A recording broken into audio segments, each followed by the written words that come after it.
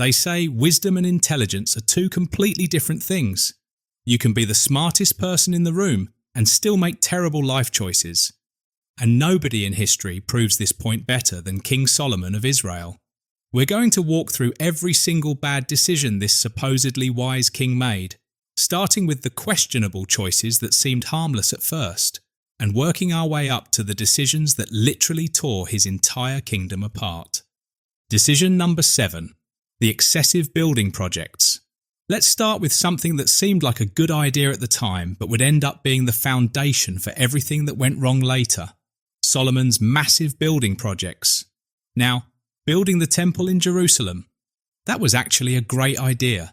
God had commanded it. The people needed a central place of worship, and it would become one of the most magnificent structures in the ancient world. But Solomon didn't stop there. Oh no, he was just getting started. After finishing the temple, which took 7 years, Solomon decided to build himself a palace. And not just any palace. This thing took 13 years to complete and was even more elaborate than God's house. Think about that for a second. 7 years for God's temple, 13 years for his own place. Already we're seeing some priority issues here. The Bible actually records this detail in 1 Kings 6:38 and 7:1, almost like it's highlighting the problem. So he was 7 years in building it, but Solomon was building his own house 13 years. Even the biblical narrative seems to be pointing out that something's wrong with this picture. But it gets so much worse. He built the house of the Forest of Lebanon, which was basically a massive armory and treasury that was 100 cubits long, 50 cubits wide, and 30 cubits high. To put that in modern terms, we're talking about a building that was roughly 150 feet long, 75 feet wide, and 45 feet tall, filled with cedar pillars and covered with cedar beams. Then he built a hall for his throne, a hall for judgment, separate quarters for Pharaoh's daughter, who was just one of his many wives, and additional buildings that we don't even have complete records of. This wasn't just construction, this was an ancient real estate empire. The scale of these projects was absolutely mind-boggling. The temple alone required 183,000 workers. That's 70,000 common labourers, 80,000 stonecutters in the mountains, and 3,300 supervisors. But then Solomon just kept going. The palace complex required even more workers, more materials, and more time. We're talking about importing massive cedar beams from Lebanon, quarrying enormous stones from the mountains, and crafting intricate bronze work that required master craftsmen from other countries. The amount of gold used was so vast that silver was considered almost worthless during Solomon's reign. All of this construction required an absolutely insane amount of resources, and here's where it gets really problematic. To pay for all this construction, Solomon had to start making deals that would come back to haunt him. He gave away 20 cities in Galilee to Hiram, king of Tyre, just to cover his construction debts. 20 entire cities. Can you imagine if a modern president just handed over 20 cities to Canada because he overspent on renovating the White House? But that's exactly what Solomon did, and when Hiram went to inspect his new cities, the Bible says he was disappointed with them and called them Kabul, which basically means worthless. So Solomon had traded away Israelite territory for construction loans, and the other king wasn't even happy with the deal. But the real kicker was the labour force.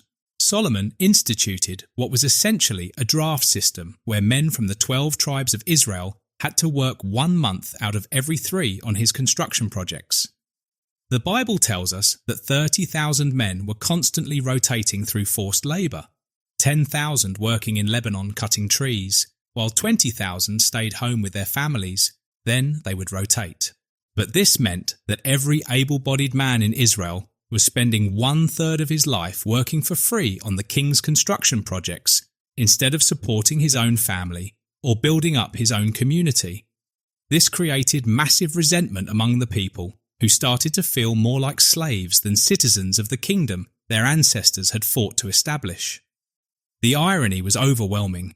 Their forefathers had been slaves in Egypt, building monuments for Pharaoh, and now they were essentially slaves in their own promised land, building monuments for their own king. The northern tribes were especially angry because they felt like they were being exploited to fund Solomon's southern kingdom lifestyle, and most of the benefits of these grand building projects seemed to be concentrated in and around Jerusalem. This resentment would simmer for decades and eventually explode into a civil war that split the kingdom in half, all because Solomon couldn't resist building bigger and more impressive structures than anyone else in the ancient world. He had turned his kingdom into a massive construction company where the citizens were unpaid employees, and he apparently thought this was sustainable indefinitely. It wasn't. Decision number 6, the foreign alliances through marriage. Now we get to Solomon's second major category of bad decisions, his absolutely insane marriage strategy. In the ancient world, political alliances were often sealed through marriage. A king would marry a princess from another nation, and boom, instant peace treaty. It was standard diplomatic practice, but Solomon took this concept and ran it so far into the ground that he basically invented a whole new category of political stupidity. The Bible tells us that Solomon had 700 wives and 300 concubines. Let me put that in perspective for you. If Solomon spent just one day per year with each wife, he'd need almost 2 full years just to cycle through them all once. This wasn't diplomacy. This was collecting women like they were trading cards. And the Bible doesn't just mention this number casually. It specifically states in 1 Kings 11:3, he had 700 wives of royal birth and 300 concubines, and his wives led him astray. Notice that phrase at the end. The biblical writer is connecting the dots between Solomon's excessive marriages and his spiritual downfall right from the start. But let's back up and see how this all began, because it actually started with what seemed like a brilliant political move. His first big marriage was to Pharaoh's daughter, creating an alliance with Egypt. This was absolutely huge because Egypt was the regional superpower, the ancient equivalent of making a military alliance with the United States today. Having them as an ally meant security for Israel, trade opportunities, and protection from other hostile nations. The marriage was so significant that it's mentioned multiple times in the biblical record, and it probably seemed like the diplomatic coup of the century. But here's the problem. This marriage set a precedent that would spiral completely out of control. Once Solomon started using marriage as his go-to diplomatic tool, every other kingdom in the region expected the same treatment. The Moabites wanted a marriage alliance. The Ammonites wanted one. The Edomites, the Sidonians, the Hittites, everyone wanted their princess to become one of Solomon's wives. And Solomon, being the people-pleaser that he apparently was despite his wisdom, kept saying yes to everyone. What makes this even more problematic is that many of these marriages were with nations that God had specifically forbidden the Israelites to intermarry with. The Bible is crystal clear about this in Deuteronomy chapter 7, 3-4, where God says, "Do not intermarry with them. Do not give your daughters to their sons or take their daughters for your sons, for they will turn your children away from following me to serve other gods." This wasn't just a suggestion or cultural preference. This was a direct command from God with a specific explanation of why it was dangerous. But Solomon apparently thought he could handle it. After all, he was the wisest man in the world, right? Surely he could keep his foreign wives from influencing his religious beliefs. Spoiler alert, he absolutely could not. Each of these marriages also required Solomon to provide housing, food, servants, and entertainment for his new wife and her entire entourage. We're not talking about just the bride here. Royal marriages in the ancient world involved entire diplomatic missions. Each princess would arrive with her own servants, advisors, guards, and cultural specialists. Solomon had to build separate living quarters for many of these wives because their cultural and religious requirements were incompatible with each other. Imagine trying to manage a household where you have Egyptian wives who worship different gods than your Moabite wives, who have completely different customs from your Sidonian wives, and so on. The economic burden was staggering, but the cultural and religious impact would prove to be even worse. Because when you have hundreds of foreign wives, they don't just abandon their home customs when they move to Jerusalem. they bring their gods with them, their festivals, their dietary requirements, their music, their art, and their entire worldview. Solomon found himself hosting religious ceremonies for dozens of different deities, funding festivals for cultures that were often hostile to Israelite values, and maintaining temples and shrines that directly violated the first commandment. However, perhaps the most devastating aspect of Solomon's marriage strategy was its impact on the spiritual and cultural identity of Israel itself. The nation was supposed to be set apart, different from the surrounding nations, because of their unique relationship with God. But when the king himself was married to representatives from every major culture in the region, and when the royal court was celebrating every major religious festival from every surrounding nation, what made Israel special anymore? The distinctiveness that had made Israel a light to the nations was being systematically erased by Solomon's desire to be diplomatically connected to everyone. The tragic part is that Solomon probably thought he was being sophisticated and cosmopolitan. He was creating a multicultural, internationally connected kingdom that was at peace with all its neighbours. From a purely political standpoint, his marriage alliances were incredibly successful in the short term, but he had completely ignored the spiritual and cultural foundations that had made Israel successful in the first place, and he was about to discover that some prices are too high to pay, even for peace and prosperity. Decision number 5. The heavy taxation and forced labour. All those building projects and foreign wives had to be paid for somehow, and that's where Solomon made his 5th major mistake, crushing his own people with taxes and forced labour to fund his increasingly expensive lifestyle. Remember, this is the same kingdom that had originally asked for a king specifically because they wanted to be like other nations. Well, congratulations! They got exactly what they asked for, including all the oppression that comes with absolute monarchy. Solomon divided his kingdom into 12 administrative districts, but here's the sneaky part. These districts didn't follow the traditional tribal boundaries. Instead, they were designed specifically to maximize tax collection efficiency while breaking down the traditional tribal loyalties that might resist his policies. Each district was responsible for providing food and supplies for the royal court for 1 month of the year. And we're not talking about modest provisions here. The Bible gives us the exact daily consumption numbers in 1 Kings chapter 4 verses 22 to 23.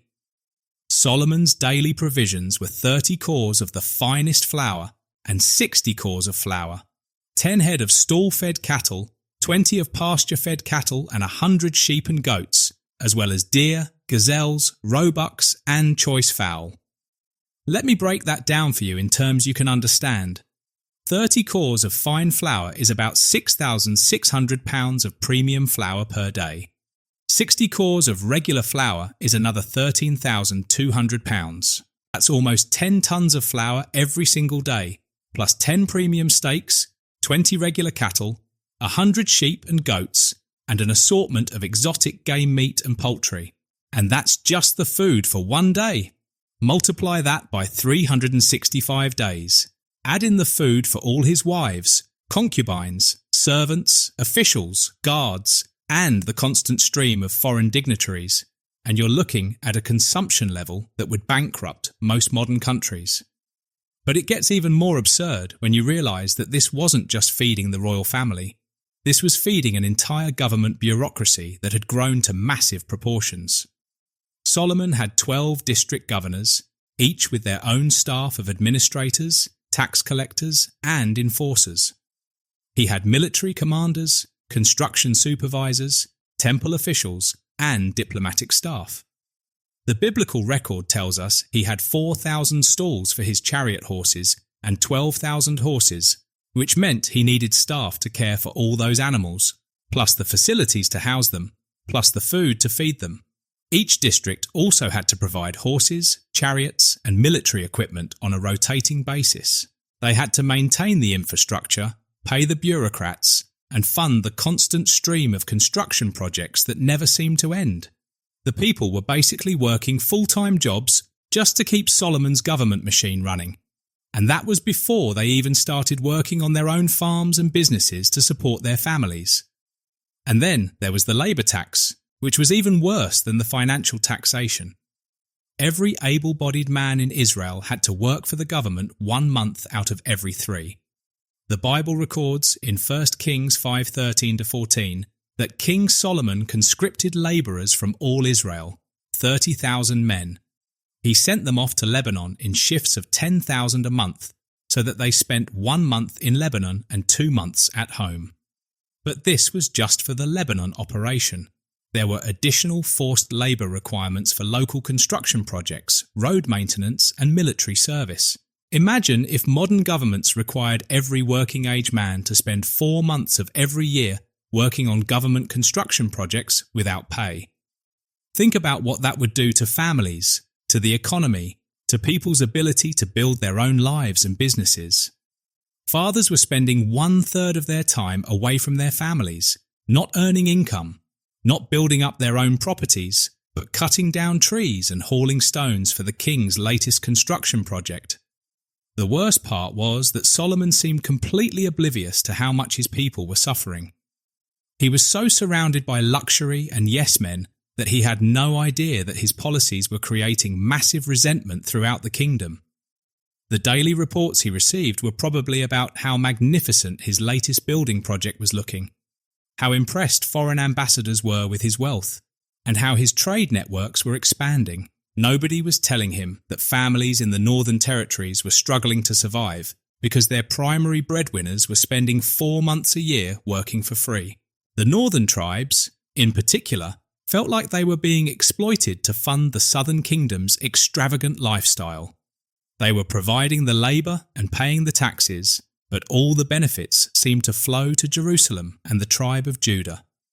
When men from the Northern tribes were conscripted for forced labour, they were building palaces and government buildings in the south, while their own communities lacked basic infrastructure and economic development. This growing resentment would eventually explode into open rebellion immediately after Solomon's death, when the northern tribes would specifically cite the heavy taxation and forced labour as their primary grievances. They had endured decades of exploitation, and the moment Solomon's iron grip was lifted, they were ready to revolt. The economic oppression that had funded Solomon's golden age had also planted the seeds for the civil war that would destroy everything he had built. Decision number 4. Worshipping foreign gods. Now we get to the decision that transformed Solomon from a flawed but still faithful king into someone who was actively rebelling against the God who had given him everything. Solomon started worshipping foreign gods. And this wasn't a gradual slide into religious compromise. This was a full-blown abandonment of the faith that had made Israel unique among the nations of the ancient world. It started innocently enough, or at least that's probably how Solomon justified it to himself. When Solomon's foreign wives wanted to worship their traditional gods, he probably thought he was being a good husband by accommodating their religious needs. After all, what's the harm in letting your wife pray to her childhood deities in private? So he built shrines and altars for their gods. Ashtaroth, the goddess of the Sidonians, who was associated with fertility and war. Milcom, the abomination of the Ammonites, whose worship involved ritual prostitution. Chemosh, the abomination of Moab, who demanded child sacrifice. He built these shrines right outside Jerusalem, on the Mount of Olives, where everyone could see them. The Bible records this spiritual disaster in 1 Kings chapter 11, 4-6. As Solomon grew old, his wives turned his heart after other gods, and his heart was not fully devoted to the Lord his God, as the heart of David his father had been. He followed Ashtoreth, the goddess of the Sidonians, and Molech, the detestable god of the Ammonites. So Solomon did evil in the eyes of the Lord. He did not follow the Lord completely, as David his father had done. Notice that the text specifically says his wives turned his heart. This wasn't just political accommodation. This was genuine spiritual apostasy. But here's where Solomon's famous wisdom completely failed him. He didn't just tolerate his wives' religions. He started participating in them. The biblical text makes it clear that Solomon followed these foreign gods, meaning he wasn't just building altars, he was actively worshipping these deities. This is the same man who had dedicated the temple to the Lord with one of the most beautiful prayers in the entire Bible, who had received direct revelations from God, and who had been blessed with wisdom, specifically because he had asked for it instead of wealth or power. He knew better than anyone in Israel what God expected from his people, and he deliberately chose to ignore it. The really disturbing part is that some of these foreign religions involved practices that were absolutely horrifying by any standard. The worship of Molech, for example, required parents to literally burn their children alive as offerings to this god. They would heat up a bronze statue of Molech until it was red hot, then place living infants on its outstretched arms while drums played loudly to drown out the screams. And Solomon built altars for this deity. Whether he ever participated in child sacrifice himself isn't explicitly stated, but the fact that he provided the infrastructure for it is damning enough. The worship of Ashtoreth involved ritual prostitution, where religious ceremonies included sexual acts with temple prostitutes as a way of supposedly ensuring fertility for crops and livestock. The worship of Chemosh involved not only child sacrifice, but also ritual mutilation, where worshippers would cut themselves with knives and spears until blood flowed. These weren't just different theological perspectives. These were practices that violated the most basic principles of human dignity and moral behaviour. What makes this even worse is the timing and the scale of Solomon's apostasy. This didn't happen early in his reign when he was young and inexperienced. The Bible specifically says this occurred when Solomon grew old, meaning this happened later in his life, after he had already received divine wisdom, built the temple, and established Israel as the most prosperous kingdom in the region. He had every reason to stay faithful to God, and every indication that God's way was working. But he chose to abandon it anyway, apparently because pleasing his wives was more important to him than honouring the God who had given him everything. And it wasn't just private personal worship either. Solomon built high places for these foreign gods, which were elevated outdoor shrines that were visible from miles away. He was making a public statement that these pagan deities were now officially recognised and supported by the government of Israel. The very kingdom that was supposed to be a light to the nations, showing the world what it looked like when people followed the true God, was now advertising pagan religions on hilltops around the capital city. The spiritual contamination spread throughout the kingdom as people saw their king openly worshipping foreign gods. If the wisest man in the world, the man whom God had personally blessed and spoken to, was worshipping these deities, then maybe there was something to them. Royal endorsement is powerful, and Solomon was essentially telling his entire kingdom that the God of Israel wasn't sufficient, that other gods needed to be consulted and appeased as well. The consequences were immediate and devastating. God appeared to Solomon, not in a dream this time, but apparently in person, and told him that because of his unfaithfulness, the kingdom would be torn away from his descendants. The only reason it wouldn't happen during Solomon's lifetime was because of God's promise to his father David. But the damage was done. The spiritual foundation of the kingdom was cracked, and the countdown to Israel's civil war had officially begun. Decision number 3. Ignoring God's direct warnings. This is where Solomon's story goes from disappointing to absolutely infuriating, because God didn't just let Solomon stumble around in darkness making bad decisions. He gave him direct, explicit warnings, and Solomon chose to ignore them completely. We're talking about the creator of the universe personally showing up to tell Solomon that his behaviour was unacceptable, and Solomon basically responding with, "Thanks for the feedback, but I'm going to keep doing whatever I want." The first warning came early in Solomon's reign, right after he finished building the temple. This should have been the pinnacle of Solomon's spiritual life. He had just completed the most magnificent house of worship in the ancient world, and God's presence had filled the building so powerfully that the priests couldn't even stand to minister. But even in this moment of triumph, God felt the need to give Solomon a conditional warning, The Bible records God's exact words in 1 Kings chapter 9, 4-7. As for you, if you walk before me faithfully with integrity of heart and uprightness, as David your father did, and do all I command and observe my decrees and laws, I will establish your royal throne over Israel forever. But if you or your descendants turn away from me, and do not observe the commands and decrees I have given you, and go off to serve other gods and worship them, then I will cut off Israel from the land I have given them, and will reject this temple I have consecrated for my name. Let me pause here to emphasize how incredibly clear this warning was. God wasn't speaking in riddles or parables. He wasn't using symbolic language that needed interpretation.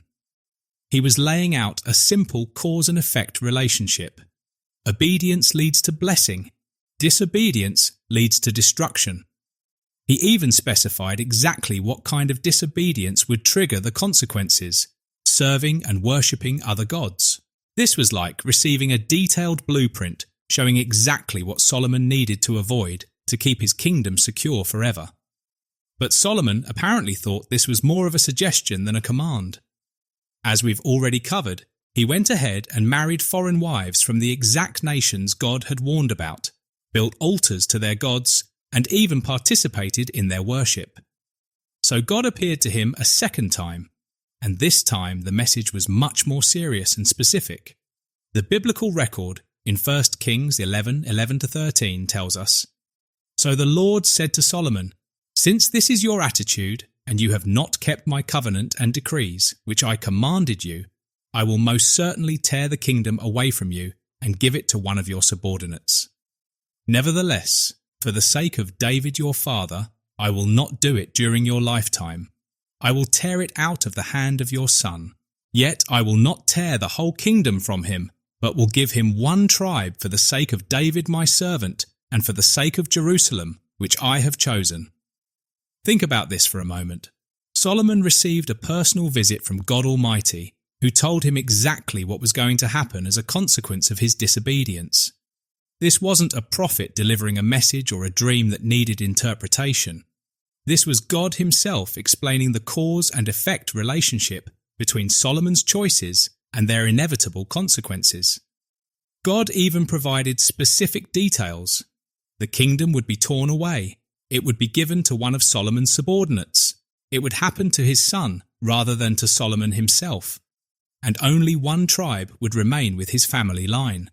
Any reasonable person would have immediately repented, torn down the foreign altars, sent away the pagan wives, and reformed his behaviour.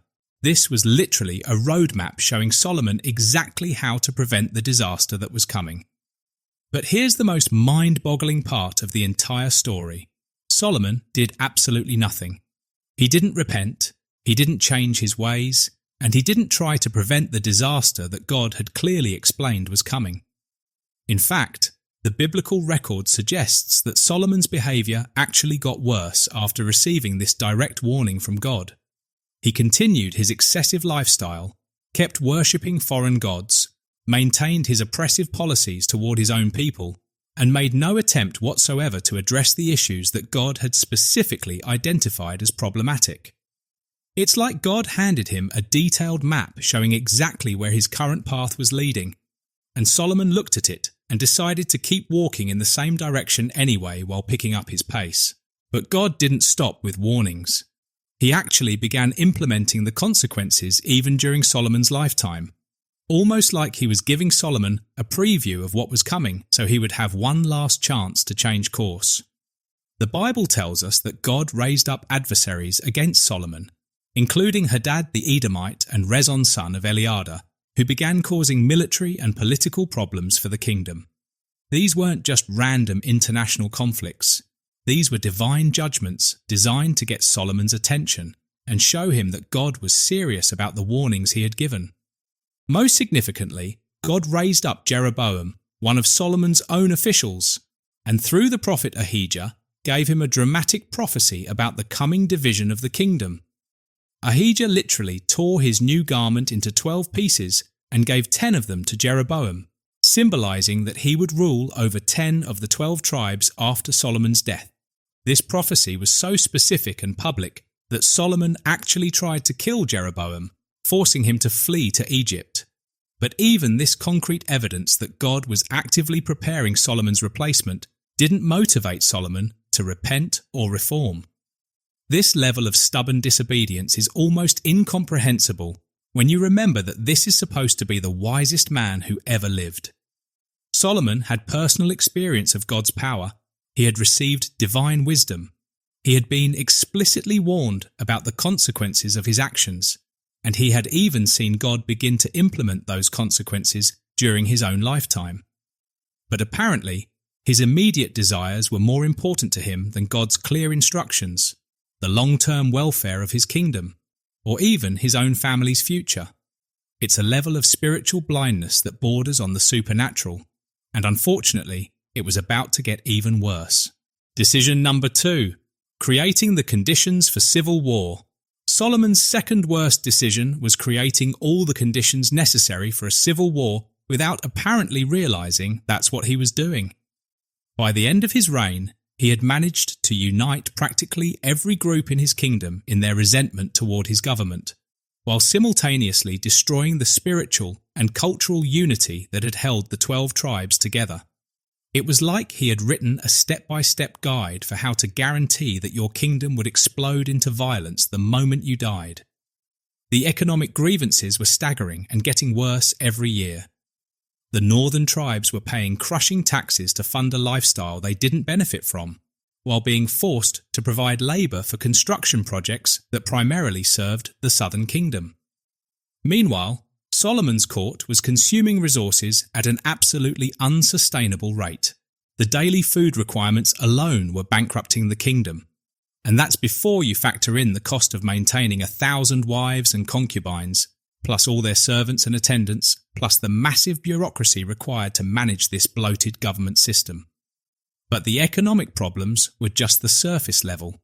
The deeper issue was that Solomon had fundamentally altered the character of Israel as a nation. The 12 tribes had originally been united by their shared faith in God and their common identity as God's chosen people. Solomon had systematically undermined both of these unifying factors. By worshipping foreign gods and building altars to pagan deities, he had destroyed Israel's religious distinctiveness. By reorganizing the kingdom into administrative districts that ignored tribal boundaries, he had weakened the traditional social structure that had held the nation together for centuries. The Bible actually records a prophetic warning about this exact problem in 1 Kings 11:29-31, when the prophet Ahijah met Jeroboam on the road and delivered this dramatic message. Then Ahijah took hold of the new cloak he was wearing and tore it into 12 pieces. He said to Jeroboam, "Take 10 pieces for yourself, for this is what the Lord, the God of Israel, says. See, I am going to tear the kingdom out of Solomon's hand and give you 10 tribes." This wasn't just a prediction. This was God actively preparing the leadership for the civil war that Solomon's policies had made inevitable. The forced labour system was particularly devastating because it reminded the people of their slavery in Egypt, which was supposed to be the foundational experience that defined their identity as a free nation under God. Instead of being liberated people serving their Creator, they had become slaves serving a king who lived like an Egyptian pharaoh. The irony was overwhelming, and it wasn't lost on the people who were living through it. Their ancestors had cried out to God for deliverance from Egyptian oppression, and now their own king was oppressing them in remarkably similar ways. Solomon also made the critical mistake of concentrating all the kingdom's wealth and power in Jerusalem, while leaving the northern tribes feeling exploited and ignored.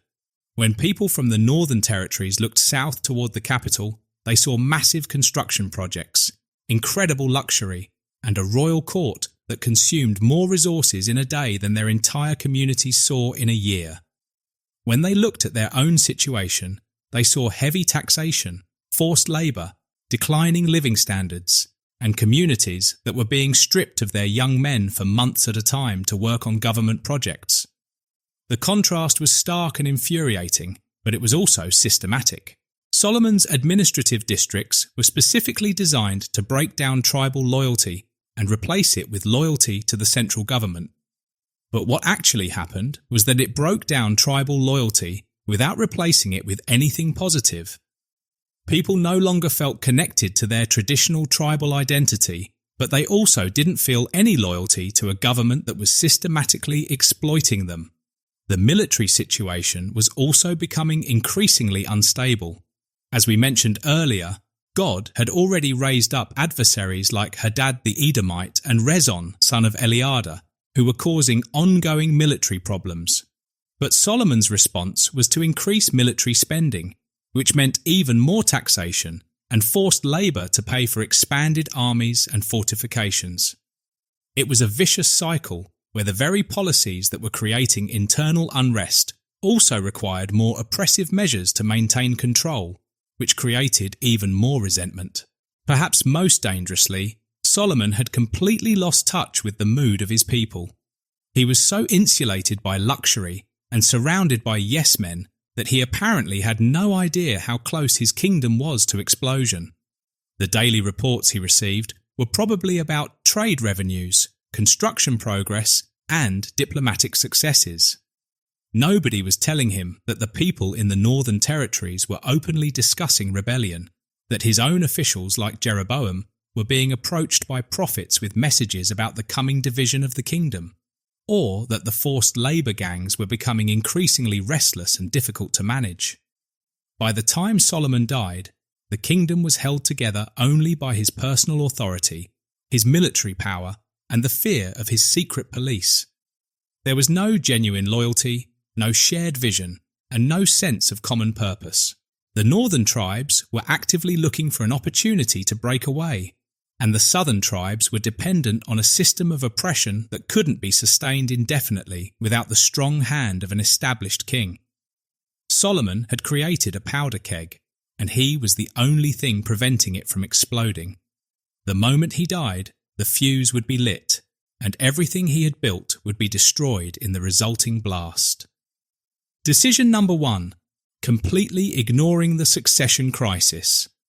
But Solomon's absolute worst decision was his complete failure to prepare for the succession of his kingdom. This is the decision that transformed all of his previous mistakes from serious problems into a national catastrophe. Despite receiving explicit warnings from God that his kingdom would be divided, despite seeing clear signs of growing unrest among his people, and despite having decades to address these issues, Solomon did absolutely nothing to ensure a smooth transition of power or to reconcile the grievances that were tearing his kingdom apart. The most obvious part of this failure was his choice of successor. Solomon had multiple sons, but he apparently decided that Rehoboam, one of his younger and least experienced sons, should inherit the throne. Now, choosing Rehoboam wasn't necessarily a terrible choice in itself. Royal succession often went to younger sons in the ancient world. But here's the problem. Solomon did nothing to prepare Rehoboam for the challenges he would face as king. He didn't give him experience governing different parts of the kingdom. He didn't teach him about the growing tensions between the northern and southern tribes. And he certainly didn't explain the religious and political reforms that would be necessary to prevent a civil war.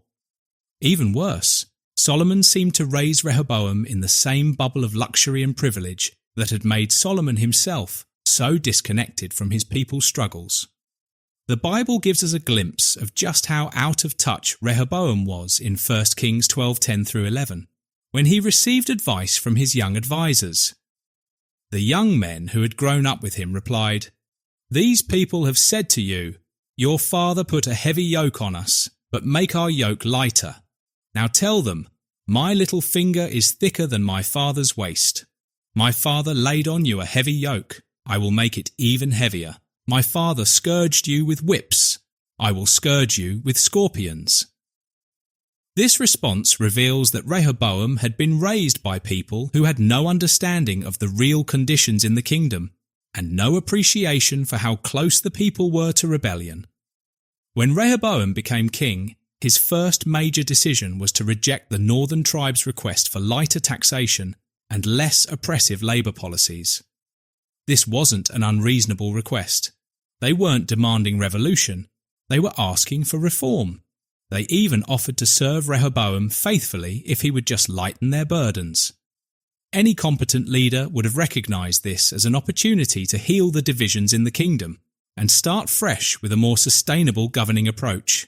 But Rehoboam, having been raised in Solomon's bubble of privilege and surrounded by young advisors who had never experienced the real world, rejected this request completely. But the succession failure goes much deeper than just poor preparation of his heir. Solomon also failed to address any of the underlying issues that were destabilizing his kingdom. He never reformed the taxation system that was crushing his people. He never abolished the forced labour that reminded them of Egyptian slavery. And he never tore down the foreign altars that had corrupted Israel's religious identity. He just kept living his excessive lifestyle and apparently assumed that somehow these problems would resolve themselves after he died, or that they were someone else's responsibility to fix. Most importantly, Solomon never repented for his disobedience to God or attempted to restore the covenant relationship that had originally made Israel prosperous. God had explicitly told him that the kingdom would be divided because of his unfaithfulness, but Solomon never tried to prevent this disaster through genuine spiritual reform. He could have spent his final years dismantling the foreign worship sites, reducing the oppressive taxation, returning to the religious principles that had originally made the nation successful, and preparing his people for a return to covenant faithfulness. Instead, Solomon apparently decided that the consequences God had promised would somehow not actually happen, or that they were someone else's problem to deal with. This is perhaps the most baffling aspect of his entire story. A man who had received divine wisdom and explicit warnings about the future chose to ignore both and leave his kingdom in the worst possible condition for his successor to inherit. The really tragic part is that Solomon had multiple opportunities to begin healing the kingdom, even in his final years. When God raised up Jeroboam as an adversary, and the prophet Ahijah delivered his dramatic prophecy about the division of the kingdom, Solomon could have recognized this as a final warning and an opportunity to negotiate a peaceful transition. Instead, he tried to kill Jeroboam, forcing him to flee to Egypt, where he would spend years planning his return and gathering support from other enemies of Solomon's government. Solomon also failed to use his legendary wisdom to create institutional safeguards that might have prevented the worst-case scenarios. He could have established a council of tribal representatives with real power to check royal authority. He could have created legal protections against excessive taxation and forced labour. He could have instituted regular assemblies where grievances could be heard and addressed before they exploded into rebellion. He had decades to build these kinds of constitutional protections, but he did nothing. Perhaps most inexcusably, Solomon never even tried to reconcile with the people he had oppressed. There's no record of him ever acknowledging that his policies had been harmful, no attempt to make restitution to the families that had suffered under forced labour, no effort to rebuild the trust that had been destroyed by decades of exploitation. A truly wise king would have spent his final years healing the wounds he had created, but Solomon seemed to believe that his authority was so absolute that these relationships didn't matter. The final insult was that Solomon left behind no clear succession plan, no instructions for governing, and no guidance for avoiding the civil war that everyone could see coming. When he died, Rehoboam was left to figure out on his own how to manage a kingdom on the verge of explosion, with no preparation, no wise advisors, and no understanding of the historical forces that were about to tear everything apart. It was the ultimate act of selfishness from a man who had been given everything and chosen to waste it all. So what are we supposed to make of Solomon's story? How do we reconcile the fact that the wisest man who ever lived also made some of the most catastrophically stupid decisions in human history? The answer reveals something profound about the nature of wisdom itself and the relationship between knowledge and behaviour. Solomon's fundamental mistake was assuming that intellectual wisdom was the same thing as practical wisdom. God had given him incredible ability to understand complex problems, make difficult judgments, and see connections that others missed. But intelligence and self-control are two completely different things. Solomon could solve other people's problems brilliantly, but he couldn't manage his own desires and impulses. This is actually a pattern we see repeatedly throughout history. Some of the most brilliant individuals in science, politics, and business have also made spectacularly bad personal decisions. They can analyze complex systems and predict outcomes when they're thinking objectively about external situations, but they become completely irrational when their own emotions and desires are involved. Solomon's story also illustrates the danger of gradual moral compromise. He didn't wake up one morning and decide to abandon God and oppress his people. Instead, he made a series of small compromises that each seemed reasonable in isolation. He married one foreign princess for political reasons. He built one shrine to accommodate his wife's religious needs. He raised taxes slightly to fund one construction project. Each decision led naturally to the next, and before he knew it, he had completely abandoned everything that had originally made him successful. The most tragic aspect of Solomon's story is that he had every resource necessary to avoid disaster. He had divine wisdom, explicit warnings from God,